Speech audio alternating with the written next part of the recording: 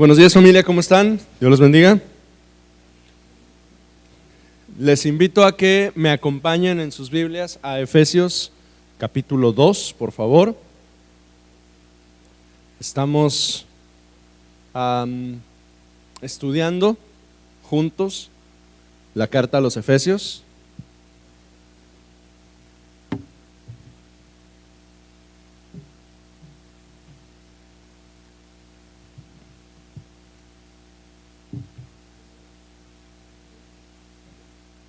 Efesios capítulo 2. Voy a leer de manera ágil todo el capítulo. La semana pasada nos quedamos en Efesios capítulo 2, en la última sentencia de las frases del 8, 9 y 10. Ahí justo nos quedamos. Quiero nada más introducir con esa idea. Y después nos vamos a enfocar el día de hoy en los versículos del 11 al 22 de Efesios.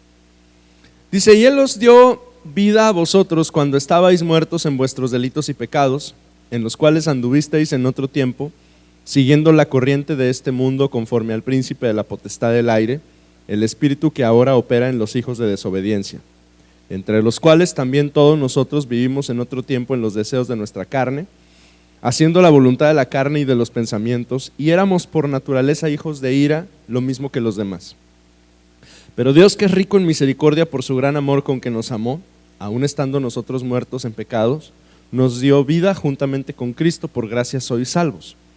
Y juntamente con Él nos resucitó y asimismo nos hizo sentar en los lugares celestiales con Cristo Jesús, para mostrar en los siglos venideros las abundantes riquezas de su gracia en su bondad para con nosotros en Cristo Jesús. Porque por gracia sois salvos por medio de la fe, y esto no de vosotros, pues es don de Dios, no por obras para que nadie se gloríe.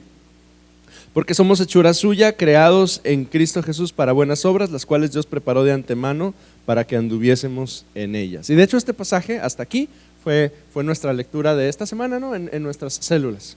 Continuamos. Por tanto, acordaos de que en otro tiempo vosotros los gentiles, en cuanto a la carne, erais llamados incircuncisión, por la llamada circuncisión hecha con mano de la carne. En aquel tiempo estabais sin Cristo, alejados de la ciudadanía de Israel y ajenos a los pactos de la promesa, sin esperanza y sin Dios en el mundo. Pero ahora en Cristo Jesús, vosotros que en otro tiempo estabais lejos, habéis sido hechos cercanos por la sangre de Cristo.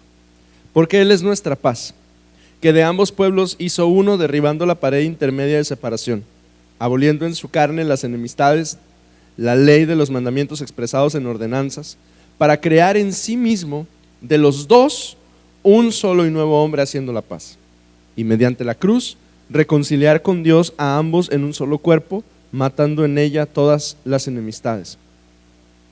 Y vino y anunció las buenas nuevas de paz a vosotros que estabais lejos y a los que estaban cerca, porque por medio de Él los unos y los otros tenemos entrada por un mismo espíritu al Padre. Así que ya no sois extranjeros ni advenedizos, sino conciudadanos de los santos y miembros de la familia de Dios, edificados sobre el fundamento de los apóstoles y profetas, siendo la principal piedra del ángulo Jesucristo mismo, en quien todo el edificio bien coordinado va creciendo para ser un templo santo en el Señor, en quien vosotros también son juntamente edificados para morada de Dios en el Espíritu. Estamos estudiando la carta a los Efesios, y el día de hoy hay dos palabritas que quiero, dos conceptos que quiero introducir. El primero de ellos es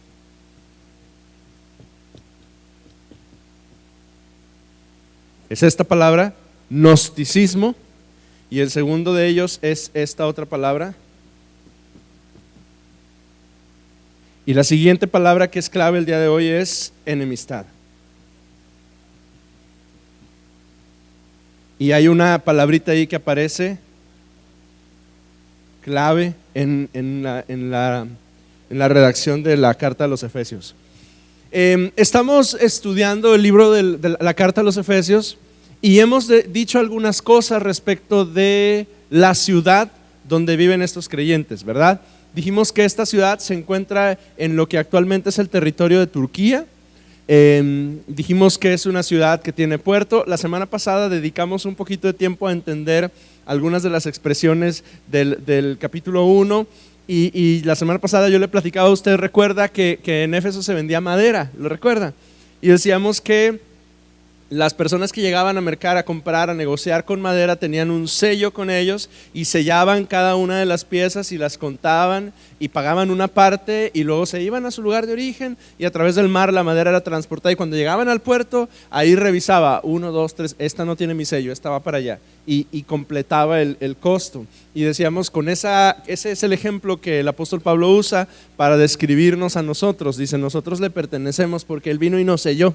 Él vino y revisó en nuestras vidas el sello del Espíritu Santo en nosotros y ahora le pertenecemos. Dice, Él pagó por nosotros las arras de nuestra herencia, así dice Efesios, y entonces le pertenecemos, ¿verdad? Y estamos esperando la redención de la posesión adquirida, dice el versículo 14. Ahora, Éfeso es una ciudad donde había mucho intercambio económico, porque era un lugar de negocios por ser un puerto, pero además es una ciudad que le llamamos sincretista.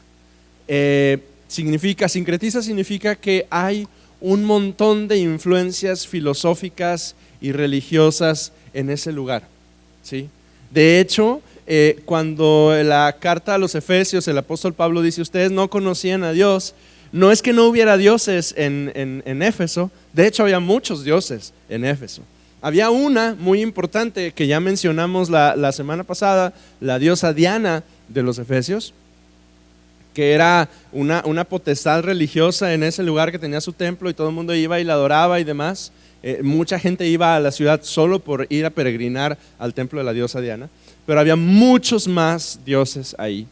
Pero en la redacción de la carta a los Efesios distinguimos cómo Pablo le va instruyendo a la iglesia y le va diciendo es que hay un solo Dios verdadero, hay uno solo que está encima de todos. Eso es algo que para nosotros puede sonar muy natural, porque para nosotros no tenemos muchos dioses, nosotros tenemos uno solo, ¿verdad?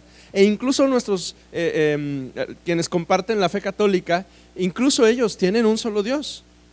Claro, nosotros hacemos una crítica, ¿verdad?, sobre el tipo de idolatría que ellos tienen porque ponen un montón de imágenes, pero al final del día más o menos creemos más o menos lo mismo. Hay un solo Dios encima de todas las cosas. La idea de tener muchos dioses nos suena a nosotros medio revolucionaria, no estamos tan familiarizados con ella. Los efesios tenían muchos dioses, ellos sí tenían muchos dioses. Y venir a Cristo representaba abandonar todo eso, ¿sí?, toda esa multitud de dioses que cada uno tenía y había elegido para convertirlos en sus ídolos familiares, ¿sí? Porque al final en las religiones de misterio así funcionaba, cada familia elegía qué diosecito, qué ídolo, qué deidad querían adoptar y tenerla consigo y dedicarle sus vidas y sus hijos y sus familias y sus negocios. Para aquel que se convertía a Cristo en ese contexto significaba abandonar esa fe. O sea, dejar a un lado, romper con esos ídolos, ya no considerarlos, en muchos de los casos hacerse enemigos de sus propias familias, porque dejar a los ídolos de la familia implicaba dejar a la familia en sí, ¿sí? Y convertirse ahora en gente que estaba ligada con otro grupo de personas que son la iglesia. Ahora, para nosotros eso no puede sonar tan extremo, ¿verdad? Porque pues la mayoría de nosotros, bendito Dios, en nuestro tiempo tenemos esa libertad de venir a la iglesia. Y yo en mi caso, por ejemplo, yo vengo con mi familia. En el caso de mi hermano Nelson, de mi hermana Rosario, de Charito, de Mario y de Yola, de Liz y de mis hermanos, la mayoría de nosotros venimos con nuestra familia. Pero incluso los casos de hermanos nuestros que viene solamente uno de ellos de su familia y el resto no. Venir a la iglesia no representa un quiebre tan grande. Bueno, yo sé que en algunos casos sí, pero no representa un quiebre tan extremo. O sea, no es como que si vas a la iglesia ya no eres parte de mi casa. Pero para los efesios sí. Para los efesios y para la gente de ese tiempo, dejar los ídolos implicaba dejar toda tu vida y ya no ser parte de esa vida que tú tenías con tus papás, con tu familia, en algunos casos con tu esposa, con tu esposo, con tu gente. y implicaba ahora encontrarse en una nueva realidad y ahora confiar que la iglesia les va a rodear, les va a abrazar y demás. Por eso cuando inicia esta frase que nos es muy familiar, por gracia sois salvos por medio de la fe, esto es no de vosotros, pues es don de Dios. Lo primero que está diciéndoles es, ustedes llegan a Cristo y el primer paso para poder venir a los pies del Señor es la fe. Ahora, ¿por qué estoy mencionando estas dos palabras? Esta primera palabra representa algo que conocemos como una filosofía religiosa, gnosticismo. Usted la ha escuchado porque todavía en nuestro tiempo de pronto escuchamos ahí de algunos grupos gnósticos. Ahora, póngame mucha atención en esto. Los que llamamos hoy grupos gnósticos, que están en algunos lugares de nuestra ciudad, son distintos a esto. El gnosticismo del primer siglo refiere a una filosofía religiosa. Le ruego su atención. No es una religión en sí, es una filosofía que se permea al pensamiento religioso de la época. Y el argumento del gnosticismo es así sencillito. El argumento del gnosticismo es que usted puede conocer o puede tener acceso a la virtud, a la deidad, a lo superior, a la manera en la que la gente llame a Dios, a través del conocimiento. Eso es lo que dice el gnosticismo. Es decir, gnosis significa conocimiento, también significa iluminación, lo cual quiere decir que para que las personas puedan acceder a la virtud, necesitan iluminación, conocimiento, acceso a estas cosas reveladas, increíbles, fabulosas, a las cuales solo se puede tener de manera metafísica, sobrenatural, ¿ok? Entonces, para conocer a lo sobrenatural, la virtud a Dios, necesitábamos conocimiento. Pero la otra cosa peculiar del gnosticismo es que todo lo que fuese físico, ¿sí?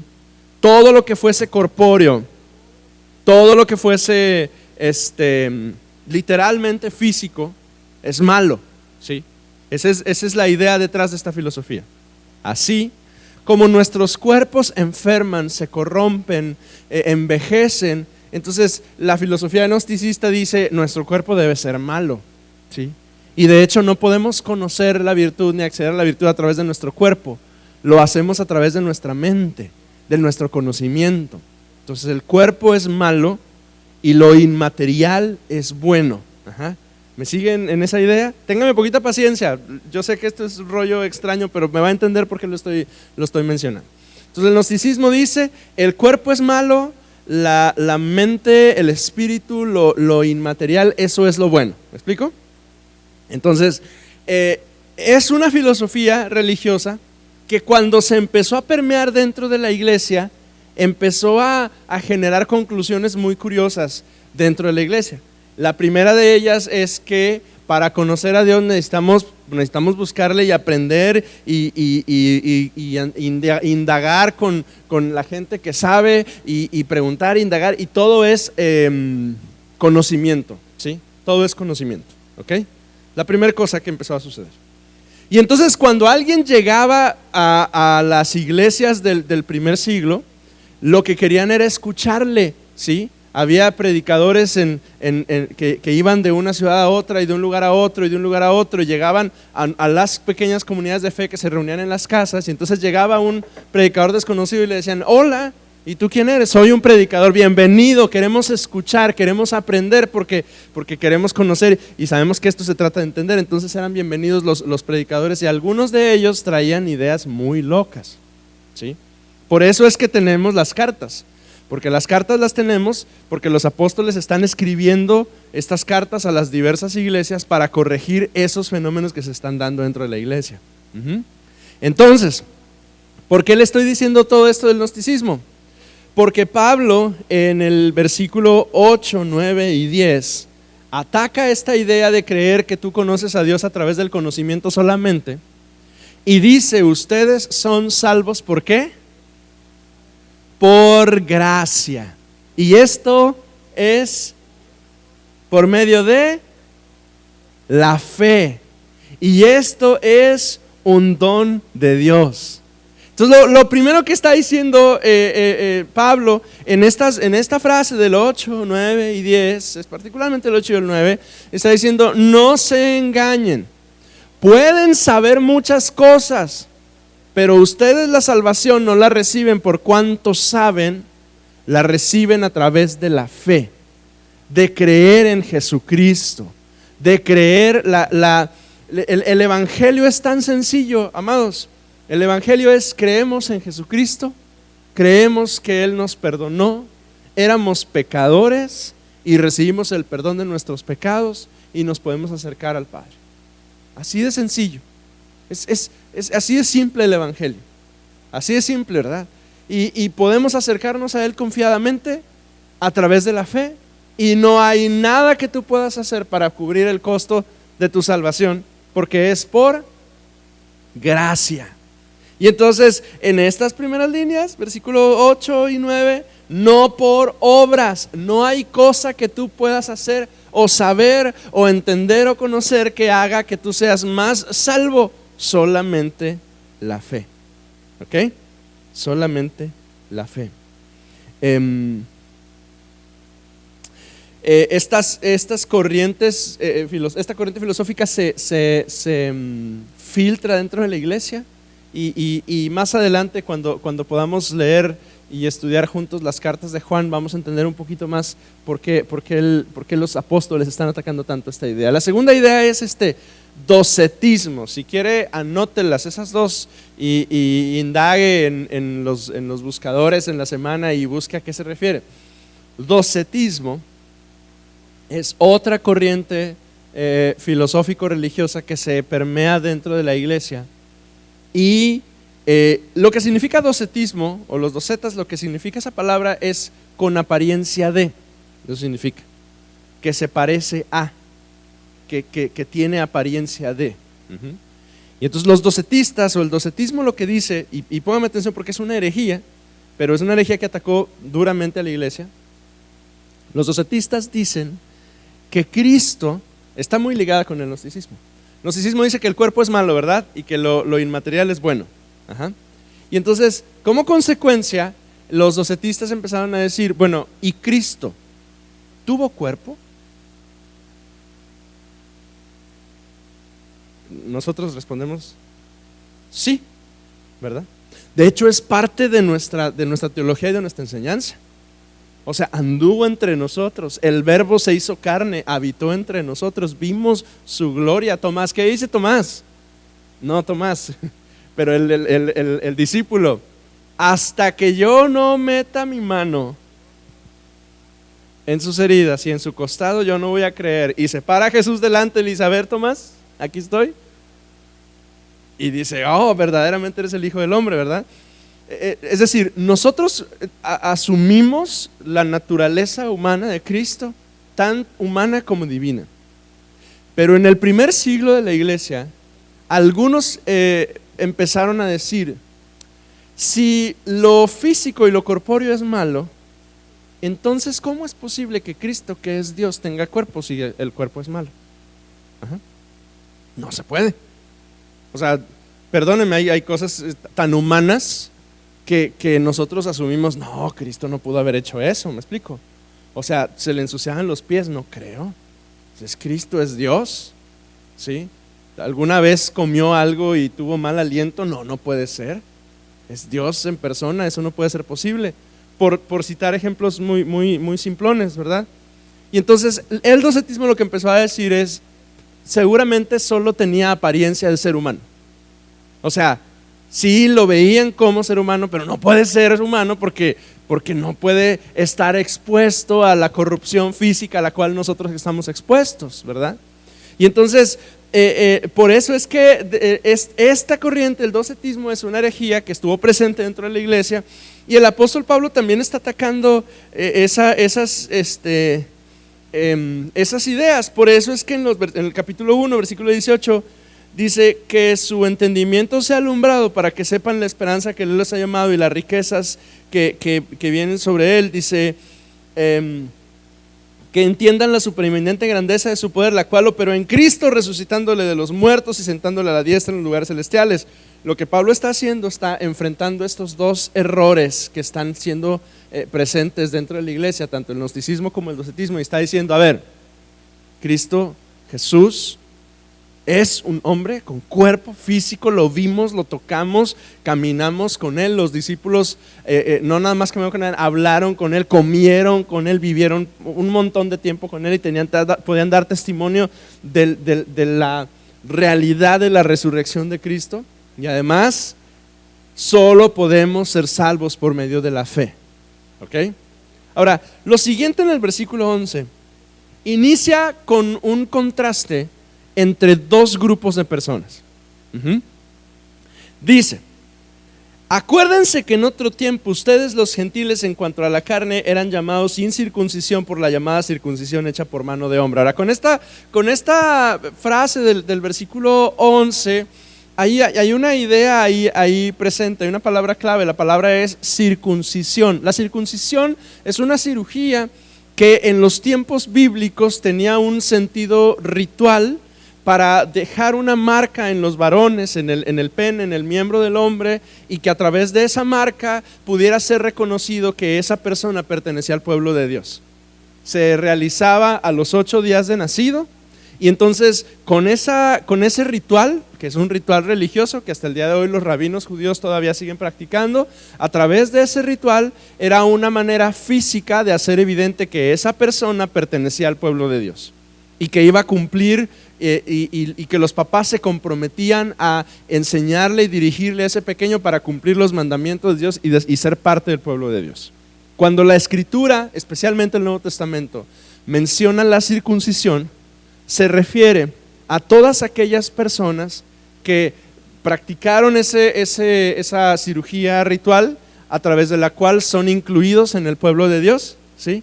Y cuando dice circuncisión, o cuando escuchamos o leemos la frase los de la circuncisión, no se refiere solamente a varones, se refiere a todo el grupo de personas que buscan cumplir los mandamientos del Antiguo Testamento a través del judaísmo. ¿Me sigue hasta aquí? ¿Vamos bien? Entonces, ¿quiénes son los de la circuncisión? Pues los judíos, ¿sí? ¿Y dónde viven los judíos?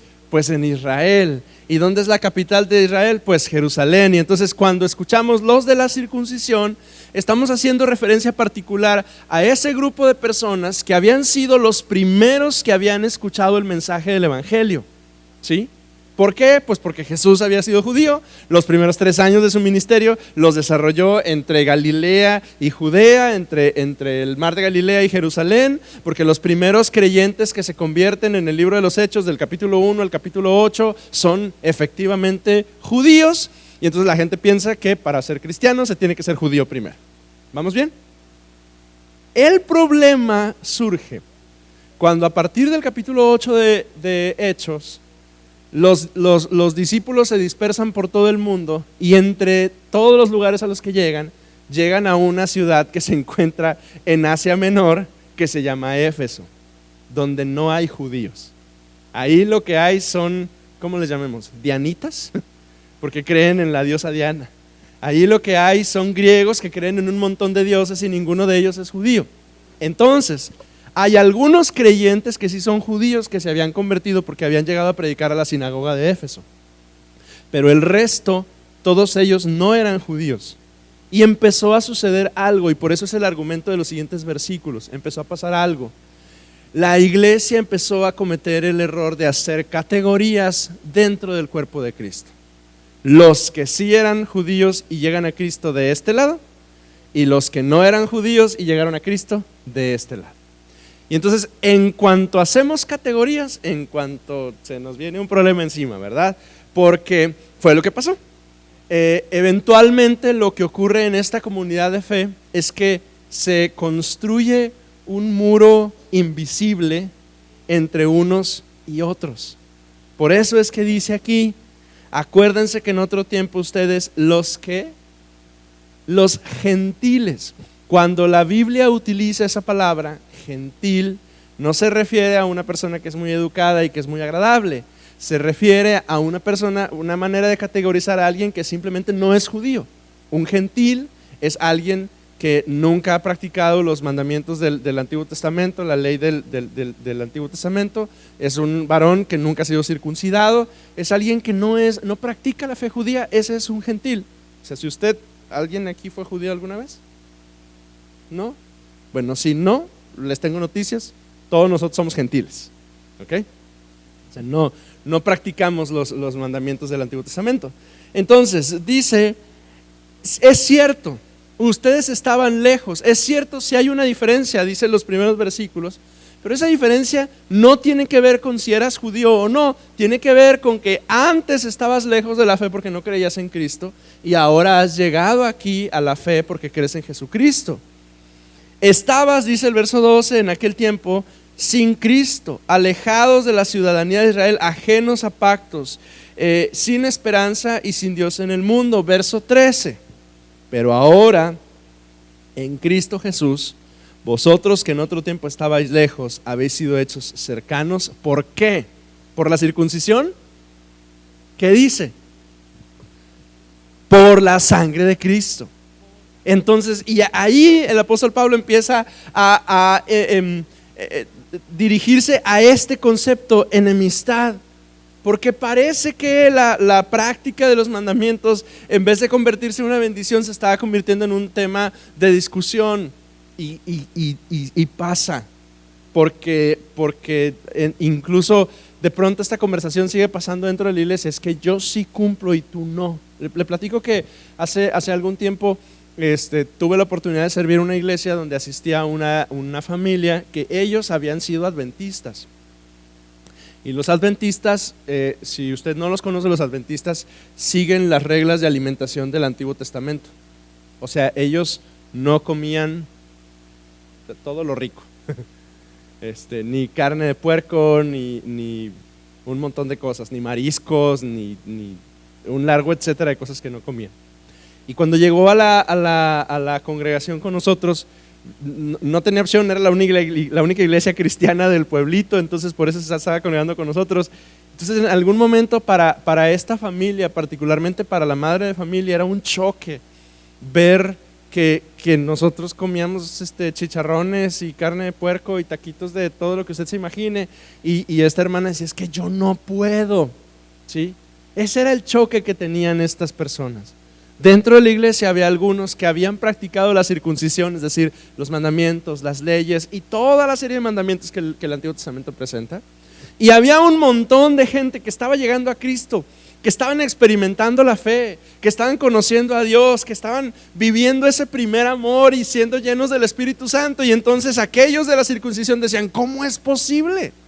¿Cómo es posible que estos, mira, se la pasan tan bien y comen puerco, y nosotros que hemos cumplido, que hemos hecho, yo que tuve cuidado de que mis hijos al 8º día fueran circuncidados para que fueran aceptos delante del Señor? ¿Y por qué está sucediendo esto? Y Pablo tiene que decir, Él, Cristo, versículo 14, Él es nuestra paz. Y lo dice a los efesios que estaban enfrentando esta disyuntiva entre estos dos grupos, los de la circuncisión y la incircuncisión, o los gentiles, y se lo sigue diciendo a la iglesia hasta el día de hoy. Porque parece ser que este problema de tener asuntos sigue y seguirá estando presente dentro de la iglesia. Es algo que pasa, es natural porque así sucede. Pero cuando suceda, nosotros debemos de volver a estos versículos y escuchar las palabras del apóstol Pablo a su iglesia. Él es nuestra paz. De ambos pueblos hizo uno, derribando, ¿qué dice? La pared intermedia de separación y aboliendo en su carne las enemistades, la ley de los mandamientos expresados en ordenanzas, para crear en sí mismo de los dos un solo y nuevo hombre, haciendo la paz, y mediante la cruz reconciliar con Dios a ambos en un solo cuerpo, matando en ella las enemistades. Y entonces, ¿qué ejemplo de Pablo de tomar esta idea de enemistad, de diferencia, de distancia, de yo pienso una cosa y tú piensas una cosa diferente? Entonces dice, a ver, tranquilos, la paz aquí llega a través de Cristo. Él es nuestra paz. Y la señal de paz para la iglesia no es una paloma como en los Juegos Olímpicos. La señal de paz en la iglesia es la cruz. La cruz es esa señal. O sea, cuando de pronto y en casa nos estamos enemistando Lorena y yo, que le cuento que eso casi nunca pasa, pero cuando llegue a pasar, volteamos los dos a la cruz y recordamos que es la cruz la fuente, el origen de nuestra paz.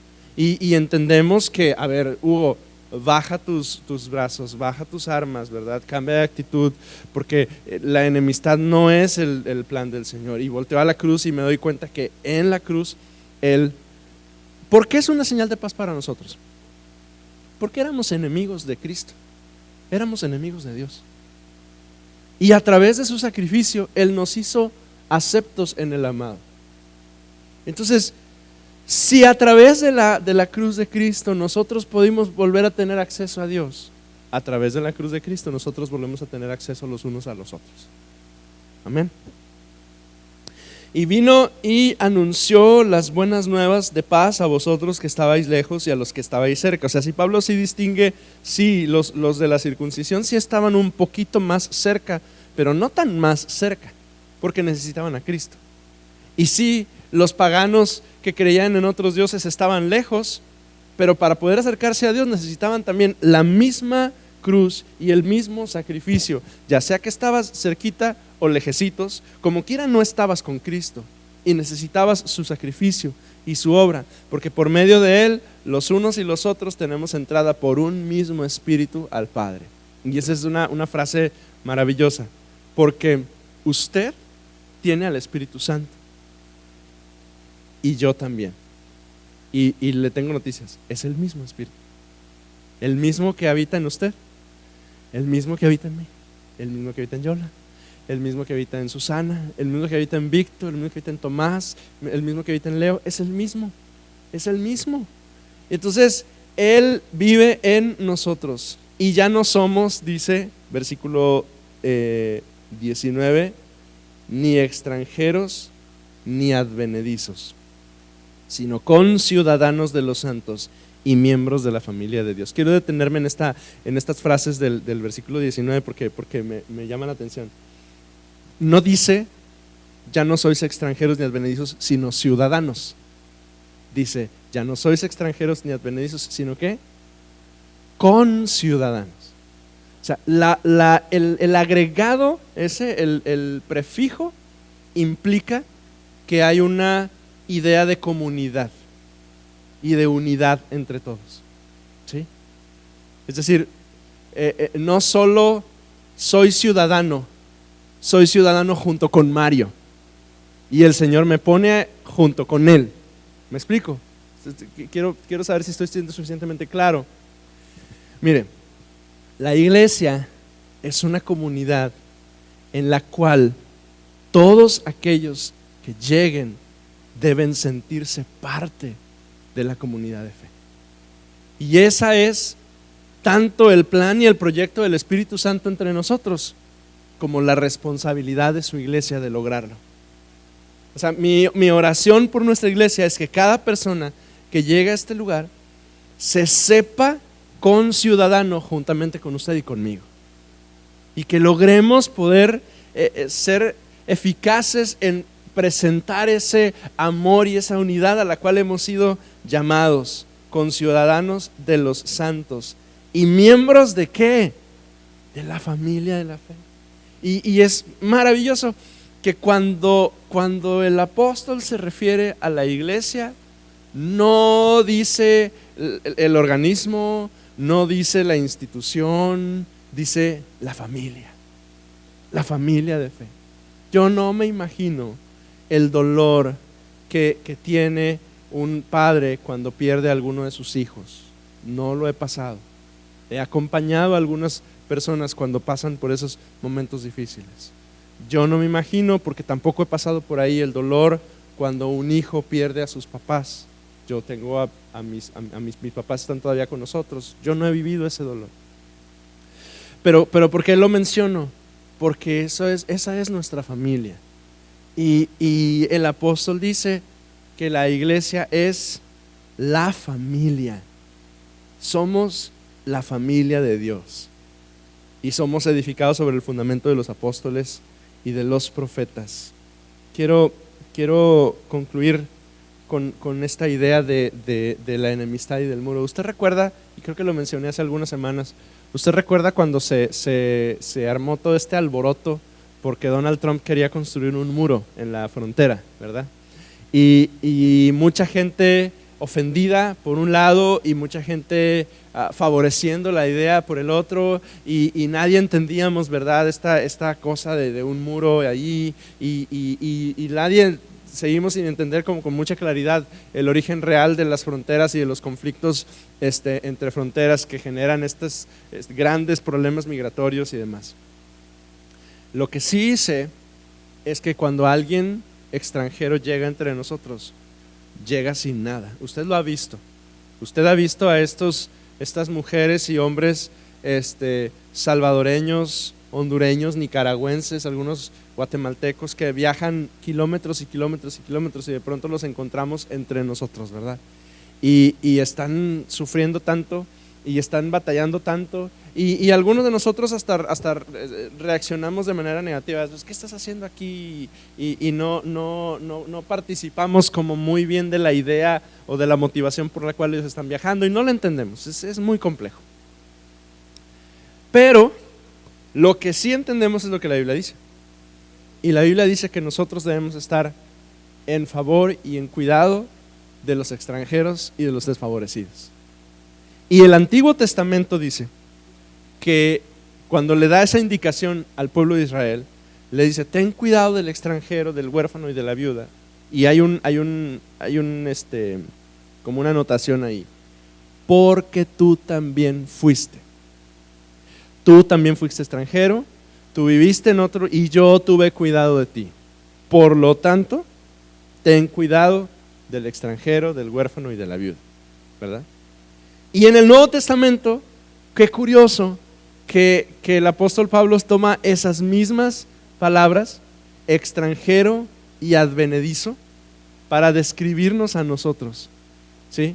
Pero también para recordarnos que somos responsables de esos extranjeros y esos advenedizos. Claro, lo estoy aplicando para el tema migratorio, pero también entre nosotros. De pronto, amado, va a llegar aquí, a lo mejor hoy va a llegar alguno que se siente extranjero y advenedizo, que se siente alejado de la familia de Dios, que se sabe lejos, que llega aquí y nos ve a nosotros adorando felices, cantándole al Señor, y dicen: ¿cómo le hago para sentir eso? Yo me siento tan lejos y tan mal. Y bueno, el Espíritu Santo tiene que trabajar en esa persona, por supuesto, pero también usted. Acérquese con él y con ella y dele un abrazo y dele la bienvenida, porque no es de aquellos y de estos, ya no es extranjero, ahora quiere ser parte de la familia y nos toca a nosotros recibirle, ¿ok? El día de hoy terminamos el capítulo 2 de Efesios. La semana que viene vamos a empezar a leer el capítulo 3. Le quiero dejar de tarea, por favor, uno, que investigue estas dos ideas, gnosticismo y docetismo, y lo otro es que dele una buena leída al capítulo 3 de Efesios. Amén. Le agradezco su tiempo. Estamos a unos minutos de iniciar nuestra celebración. Tome un minutito para ponerse de pie y saludar a varios de sus hermanos antes de iniciar, y nos alistamos para alabar juntos al Señor.